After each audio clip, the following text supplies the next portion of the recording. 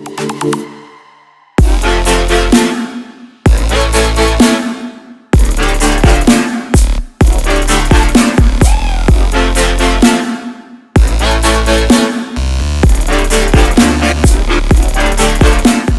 what's going on, everyone? It's the RC Genius. Today we are going to try to fix the problem that we came across in part 4. This is part 5, and we are going to work on the pinion gear and the gearing of this rebuild of the Tamiya RC car. So, what we came across in part 4 was that the pinion gear would not reach with the spur gear right here. See, you can see the pinion gear spinning in there, but the spur gear spinning in there, but the pinion gear will not reach, and also the pinion gear is not the right pitch. Now, in case you guys don't know, what pitch is the spacing of the gear teeth themselves. So right here, the teeth are pretty they're further apart than the pinion gear that's in the car right now, and when I take that one out, I will show you.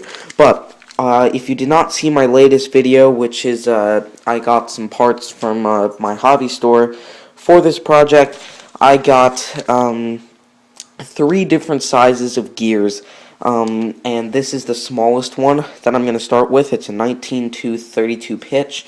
And I got a 19-tooth, a 20-tooth, and a 21-tooth, and we'll see which one works. But I'm going to start with the smallest one because I personally think that one's probably going to be the one that works. So, we're going to go ahead and take this screw out from the motor. I'm going to try to make this part a little bit shorter, and we will solve this problem, and then that will mean that next part we can start setting up all the electronics and linking them up to each other. And then all we need to do is put some tires on, and we have a car that's added to my collection. As long as it works, which I really hope that it does. Alright. Now we're going to take that off. And I think this screw just needs to come off a little bit.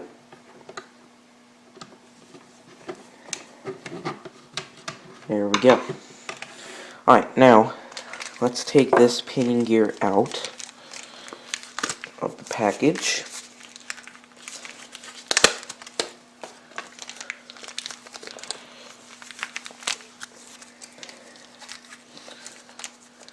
And there we go. Oh. Alright, there is the pinion gear. And right here you can kind of see the difference, how the teeth of this pinion gear are closer together and this one's farther apart. And yeah, I think you got it right. The guy at the hobby store wasn't sure exactly what pitch my spur gear was. He thought it was probably about a 32, so he gave me a 32 to work with. So I think he probably got that right, actually. I haven't had so many great experiences with this hobby store, honestly, but this hobby store that I went to is closer to me by almost an hour, so it's really was worth it to go there and try to just see if he had what I needed, and hopefully we can prove that he did. Alright, put the gear on just like that. Let's do this in front of the camera.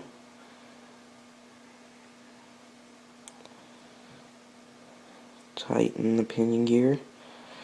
A little tip, this isn't exactly a how-to video, but I still like educating people on this hobby, and what you want to do is there's a flat side to the motor shaft that you put the pinion gear on, so you can see it's kind of rounded on this top end, and then down here it's flat. You really can't see it that well. There's not really a way that I can show you. Maybe if I come really close.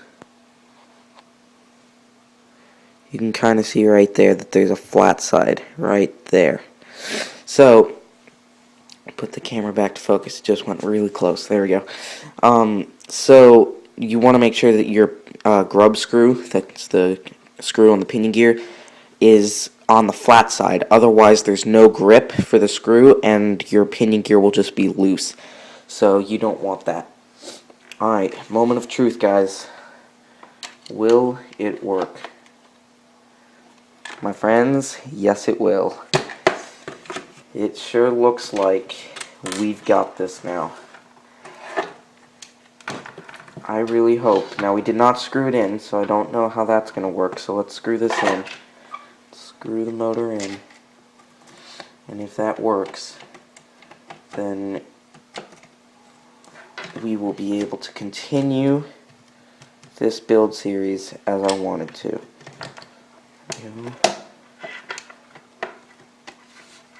Screw this in.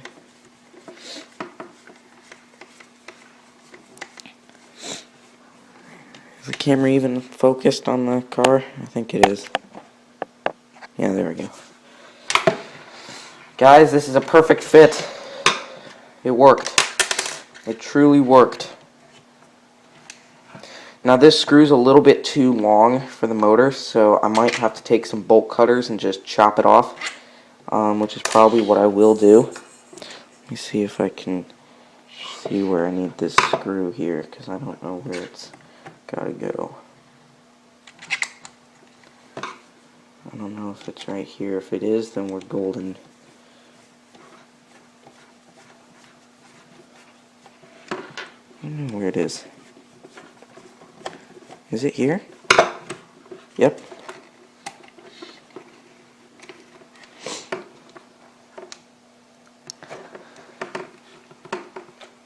Guys, it works. It's kind of hard for me to turn it, but if I put some slash tires on it, so you guys can see,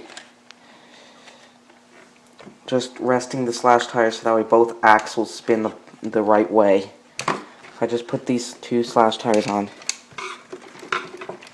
it will work. You can't really see it that well, but you can kind of see the pinion gear is moving.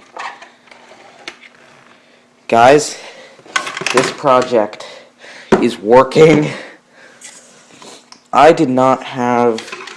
had high hopes for this project, but I wasn't sure if how well it was going to work, because if you don't know this already, which I don't know if I've even ever said this, but this is the second time that I've tried to rebuild this car.